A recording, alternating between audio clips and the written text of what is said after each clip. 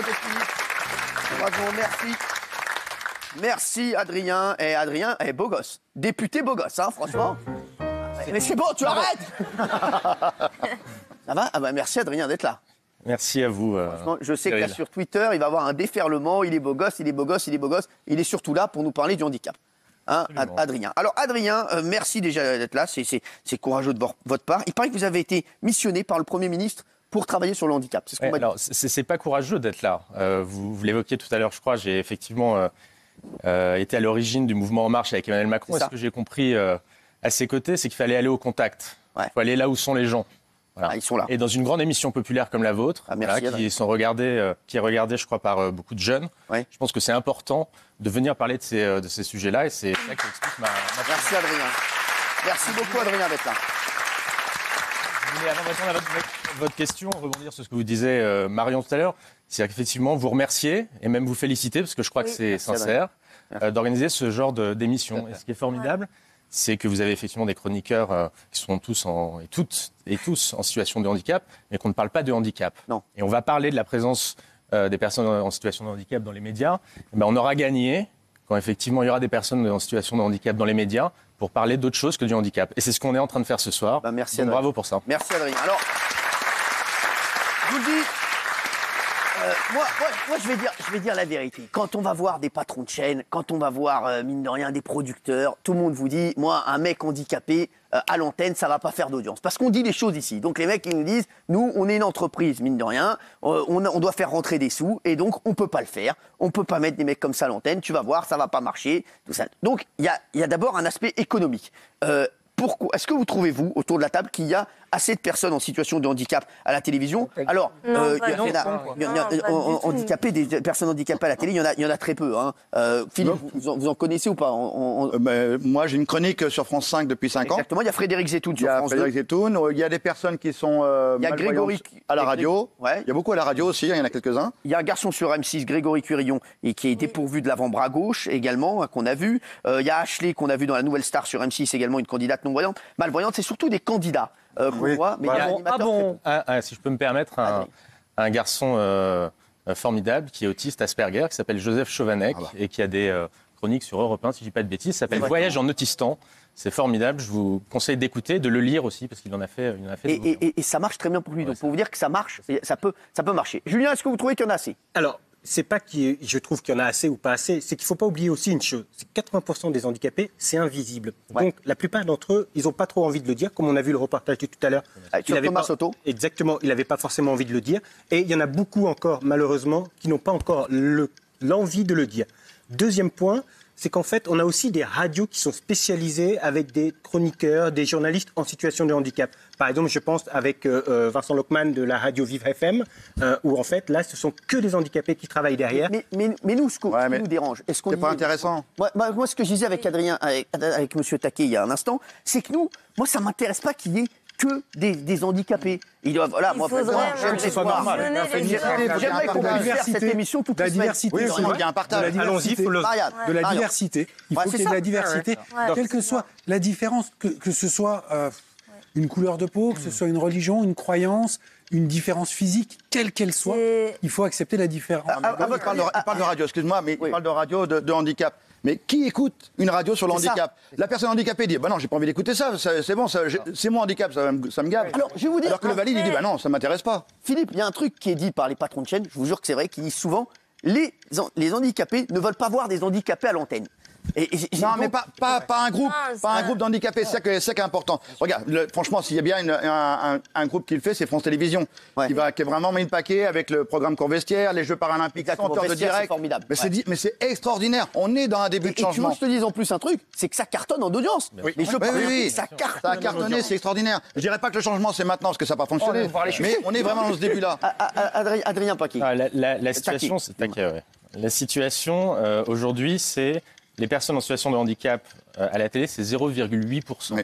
Mais il n'y en a pas du tout, il n'y a rien du tout. Vous avez 12 millions de personnes en France qui sont en situation de handicap et vous avez 0,8% de représentation à la télé. Et encore 0,8% parce qu'il y avait eu les Jeux Olympiques. Normalement, c'est 0,4%.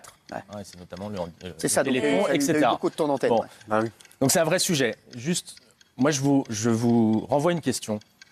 on voit pas beaucoup de personnes handicapées dans les médias. Oui. Moi, je me pose la question, pourquoi on voit pas beaucoup de personnes handicapées dans les écoles primaires? C'est vrai. On voit pas beaucoup de personnes handicapées dans les universités. Moi, dans les entreprises, je vois pas beaucoup de personnes handicapées. Non, mais c'est vrai. Donc, si vous voulez le sujet, en fait, Et même chez moi, les médias, le sujet, il est global, c'est un problème de société. On n'est pas, pour plein de raisons qu'on peut évoquer si vous voulez, on n'est pas dans une société aujourd'hui inclusive. Et voilà. Fait que les personnes en situation de handicap sont des personnes comme les autres qui vivent au milieu de Moi, je peux faire le gouvernement aujourd'hui pour améliorer les choses. Je sais que c'est vraiment un des chevals de bataille du président de la République. Est-ce qu'il y a des choses qui se sont déjà améliorées, même pour aussi les handicapés au quotidien? Parce que moi, je sais qu'un handicapé, tous mes potes handicapés, ils me disent, toi, un truc que tu fais en 2 secondes, moi, je le fais en 2 heures. Donc, c'est un des chevals de bataille, voire un des chevaux de bataille, effectivement, du président de la République. On dit un des chevals de bataille. Oui, un des chevals de bataille. Des chevals de bataille, attention. Je suis peut-être basané, je parle très bien français. Par rapport au cheval de Troie. Attention. Non, c'est très important ce que vous évoquez. Effectivement, une des premières choses à faire, alors ça peut paraître anecdotique, ça peut paraître un peu technique, mais je sais que toutes les personnes autour de la table savent à quel point c'est important et c'est ce que vous venez d'évoquer. C'est la question des démarches administratives. Ouais. C'est très compliqué. Très compliqué. Aujourd'hui, on a un système où on a empilé les systèmes. Je voulais rajouter quelque chose par rapport à ce que vous disiez, par rapport à l'intégration. Par rapport aux écoles, j'ai parlé d'inclusion, pas d'intégration. Aux écoles et tout le reste, on y est un peu aujourd'hui, on n'y est pas encore totalement. Mais il y a un peu d'intégration dans les écoles. Mais comme disait Cyril, dans les médias, dans le milieu de la mode notamment, parce que je fais partie d'une association. Il n'y en a pas beaucoup. Fashion Handy, et il n'y a pas d'agence de mannequinat en France. Je sais, mais alors... Tu en as qu'à l'étranger. Oui, Julien. Pour revenir au débat, on parlait quand même de la place des handicapés dans les médias. Il ne faut pas oublier aussi une chose, c'est qu'avant, en 2005, dans les entreprises, on avait cette même difficulté de faire l'inclusion des personnes handicapées au travail. On a mis en place, par les gouvernements précédents, et c'était Jacques Chirac à l'époque, il a mis en place ce qu'on appelle des quotas. Est-ce qu'aujourd'hui, la solution, elle n'est pas là pour qu'il y ait des handicapés dans les médias, dans les films, dans les séries, etc. Ce serait de mettre en place des quotas pour tout ça. Je sais qu'il y en a qui sont pour, moi je sais qu'il y en a qui sont pour. Vous êtes pour les quotas, zéro pour les quotas. Moi, je suis pas pour. Effectivement, le coercitif, parce que les quotas, c'est un peu de ce dont il s'agit. Il y a des dispositifs sur le marché de l'emploi. On voit que ça ne fonctionne pas très bien. C'est-à-dire qu'il y a normalement... C'est une contrainte. Là aussi, c'est culturel. Alors... ça va être compliqué, parce que c'est ce qui est le plus dur à changer. Mais aujourd'hui, effectivement, Philippe a raison. Dans une entreprise, avoir des personnes en situation de handicap, c'est perçu comme une contrainte, comme un coût, voire comme un prétexte. Alors que ça ne devrait pas. Moi, on devrait voir les compétences. J'ai entendu, tout à l'heure, Jérôme parler de performance. Voilà. Moi, je pense que pour le business, il faut juste employer les termes du business. C'est-à-dire qu'il faut faire comprendre aux chefs d'entreprise, dont je viens, moi j'étais chef d'entreprise avant d'être député, mais aussi aux autres salariés, parce que parfois les autres salariés ont des craintes aussi. Il faut leur faire comprendre qu'en fait, personne en situation de handicap, en fait ça peut être un levier de performance d'une part pour l'entreprise, et ça peut être aussi une source de bien-être. Je suis d'accord, mais on est encore dans l'image handicap égale Cosette et Thénardier.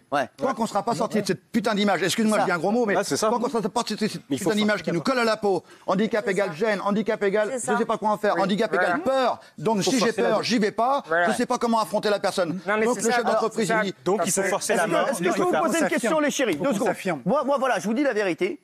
Moi, j'ai une entreprise et j'ai très peu de personnes handicapées qui viennent pour voir des postes chez moi. Pourquoi? Parce qu'il faut qu'on s'affirme. Parce qu'il y a une peur, j'en sais rien, mais c'est à toi de nous dire, Baba. Non, mais pourquoi ils viennent pas? Parce que moi, j'en prendrais. J'en prendrais. Mais j'en ai pas. Parce que moi, je pense qu'il y a une crainte. Là, tu vas voir 3 minutes. Cyril, Adrien. C'est intéressant ce que vous évoquez, parce que c'est la semaine, c'est pour, je crois, aussi un peu aussi pour ça qu'on est là, c'est la semaine européenne d'emploi pour les personnes handicapées. Donc toute cette semaine, j'ai été visiter les entreprises, voilà, pour rencontrer, les valoriser. Cet après-midi, j'étais dans une grande entreprise publique, en l'occurrence RTE, c'est comme EDF. Ils ont une politique assez plutôt exemplaire en la matière. Bon, et effectivement, à la fin, le DRH m'a dit, moi, j'ai un problème de sourcing. C'est-à-dire, en fait, j'ai pas assez de C. Donc, je pense qu'il y a un problème aussi. Il y a un problème aussi d'adéquation sur les formations, etc. Donc ça, vous me demandez ce qu'on va faire. 80% n'ont pas le masque. Là-dessus, par exemple, on commence à initier, globalement, au-delà du handicap, le chantier de la formation professionnelle, de l'apprentissage, etc. Donc il y a une négociation qui s'ouvre entre le gouvernement et les syndicats. Dès le départ, Sophie Cluzel, la secrétaire d'État chargée des personnes handicapées, Muriel Pénicaud, la ministre du Travail, ont dit, dans ces négociations-là, il faut mettre la question du handicap parmi les discussions. C'est un peu... aujourd'hui, qu'est-ce que fait le gouvernement? Qu'est-ce qui change? Moi, c'est ce que j'appelle... vous, on vous appelle Baba, moi, on m'appelle Coucou à l'Assemblée, parce que j'adopte la stratégie du coucou. Bah, c'est voilà. C'est-à-dire que quel que soit le sujet, on se dit, on pense, personnes handicapées, qu'est-ce qu'on peut faire de spécifique pour changer la situation et pour changer la culture. Voilà, c'est ça qu'on est en train de faire. Alors, allez, Thierry, je voudrais l'avis de Malik, 2 secondes. Non, moi, justement, je pense que quand on disait tout à l'heure... excusez-moi. Non, mais quand on disait tout à l'heure, justement, ce que disait Julien, 80% des handicapés ne le disent pas. C'est invisible. Voilà, c'est invisible. Et aujourd'hui, je pense qu'il y a un problème d'affirmation, d'une part. On devrait tous reconnaître, ceux qui sont déjà à la télé, en poste, dans la politique et tout ça, devraient le dire assez facilement. Il ne doit pas y avoir de gêne là-dedans. C'est les compétences qu'on juge. On a chacun nos compétences. Et c'est ça qu'on devrait mettre en avant. Mais ce que disait M. Taquet il y a un instant, c'est qu'il faut que les mecs comprennent, et moi je suis le premier, je dois le comprendre aussi, c'est que les personnes handicapées, elles sont aussi performantes, si ce n'est plus. Voilà, elles ont. Il faut les. Voilà, c'est ça qu'il faut faire. On a un truc qui nous gêne. On a un truc qui nous gêne. Juste 2 secondes. On a un truc qui nous gêne. C'est un mot.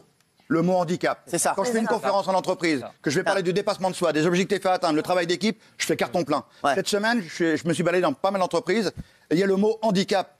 Il y a 50 personnes dans la salle. C'est chier ce mot. Aujourd'hui, j'ai fait une grosse société à la Défense. Ouais. Il y a 4000 personnes dans la tour. Il y avait 50 personnes à la conférence. Ah ouais. Cyril, après, là, on parle du problème. Jérôme, Moi, je peux après, apporter une solution. Ouais. Juste, c'est un truc Karl, et après tu nous dis ta solution. Vas-y, Karl. Non, moi, juste ce que je voulais dire par rapport à ce que vous avez dit par rapport à l'école et tout ça. Ouais. Moi, personnellement, j'ai 20 ans, ça fait un peu moins de 20 ans que je vais à l'école. Ouais. Et plusieurs fois, je suis allé dans les écoles primaires pour m'inscrire. On m'a dit, on ne veut pas de personne handicapée et tout ça. Aujourd'hui, ça va faire 3 ans que je suis à l'université. Et il n'y a aucune loi, aucun truc qui est fait pour m'aider moi à la fac pour réussir mes études. Et ça fait, comment après je peux réussir sans et devenir quelqu'un, quoi, avoir un métier et me voir quelque part dans un média ou peu importe, ça je m'en fiche. Mais réussir dans la vie, en tout cas, c'est sur ça. Après, j'ai peut-être, pour apporter une solution, pour être directement concerné, j'ai été viré de l'administration, je suis revenu, j'ai fait un peu le yo-yo. À cause de mon handicap. Par contre, maintenant, à l'heure actuelle, bon, c'était il y a 7-8 ans, maintenant je suis super bien où je suis. Par contre, ils recrutent vraiment à fond sur tout ce qui est poste administratif, etc., mais de l'État, en fait, les ministères de l'Intérieur, etc. Donc, allez-y si vous avez vraiment besoin de... Ça, c'est des solutions. Ouais, allez, très vite, parce qu'on a dépassé. Marianne, je t'ai pas entendu là-dessus, en plus. Il y a 2 choses. Il y a énormément d'enfants à qui on rejette l'accès à l'école. Et là, je parle par rapport aux enfants autistes. C'est très important. Mais je pense que malheureusement, il n'y a pas que les enfants autistes. Ensuite, il y a une chose, c'est le coût des prises en charge. L'État dépense énormément d'argent pour certaines prises en charge de mauvaise qualité qui n'amènent pas les enfants à devenir plus tard des adultes indépendants et autonomes. Et à côté, il y a des outils qui ne coûtent pas forcément très cher, qui de toute façon coûtent moins cher que ce qui est fait à l'heure actuelle et qui permettraient l'accès à l'école d'enfants. Et on refuse. Il y a des enfants qui vont en école en Belgique aujourd'hui. Oui, c'est ça, il n'y a pas de système des enfants payés par la sécurité sociale française. Est-ce que ça va bouger? En fait, on reconnaît qu'il y a... C'est la dernière question que je vous pose. Déjà, dans les médias, est-ce qu'on va avoir plus de personnes handicapées ou pas du tout? Bien ça, c'est pas... Enfin, je crois pas que ce soit au législateur de le dire. Une entreprise de médias, c'est une entreprise comme les autres. Moi, je pense qu'elle a une responsabilité sociale, par ailleurs, et je pense que le service public a probablement une responsabilité sociale un peu plus grande que les autres. Voilà.